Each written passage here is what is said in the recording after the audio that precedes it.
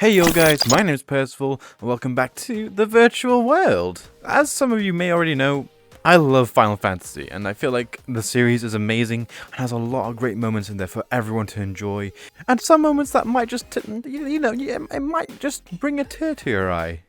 Wait, that's just every Square Enix game.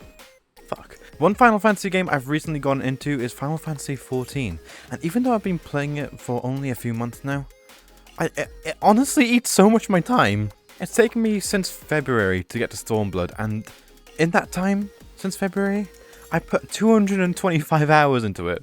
And I know that's kind of rookie numbers towards some of you, but that's still a lot for me. I'm not gonna lie, other than World of Warcraft, I feel like Final Fantasy XIV is one of the biggest MMOs out there. But how did we get here?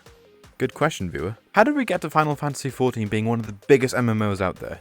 Well, where else but the bottom? You see, Final Fantasy XIV didn't have the best of launches. For example, there were server outages, lag, no auto-attack system, bad UI, and no fucking jump button. Yeah, it was in a pretty bad state at launch, and had a very bad review score. And after a few patches, well, it was still broken. Getting a lot of Cyberpunk 2077 vibes from this. Yeah, this was a really bad state for Square Enix, and after the launch, a lot of things happened within Square Enix, and the creative director of Final Fantasy XIV, Nobuaki Komodo, was demoted to lead level designer. So a bit after the launch, the game was going nowhere, with no director to lead the game, and a lot of angry players and a lot of things needed to be fixed. This was one of Square Enix's lowest moments, and with them losing so much money, but more importantly, losing so much trust from their customers. They even had to make a public apology for how bad the launch was. They needed to do something big to get themselves out of this mess. So they decided to bring in the big guns, with Naoki Yoshida, also known as Yoshi P, being made creative director of Final Fantasy XIV. After a few patches, the game was looking a lot better with less server outages and an actual auto-attacker system. And less lag and everything like that. But Yoshida-san was not stopping there. He knew that this game could be something bigger than any MMO out there.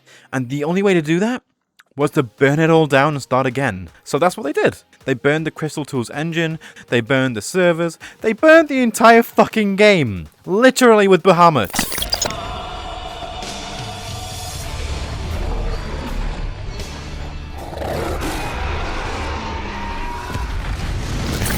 And started working on it again. They made sure to use a new engine as well, called the Luminous engine, both used on Final Fantasy XIV and 15, but the Final Fantasy XIV one is downscaled to make the MMO actually run smooth. And after a full development cycle, they released Final Fantasy XIV, A Realm Reborn, the apology for Final Fantasy XIV, and it came out to positive reviews. After that, the only way is up, with them releasing a lot of patches that fix a lot of the lingering bugs, and they added a fucking jump button. Let's fucking go, guys! But apologizing was not enough for Yoshida-san and the rest of the team. They wanted to redeem themselves and make the best MMO ever. After Realm Reborn was released, they added so much new story content and then released their first expansion, Heavensward, and Heavensward was one hell of a redemption. I honestly love Heavensward with all my heart and think it's honestly one of the best DLCs to come out for any game.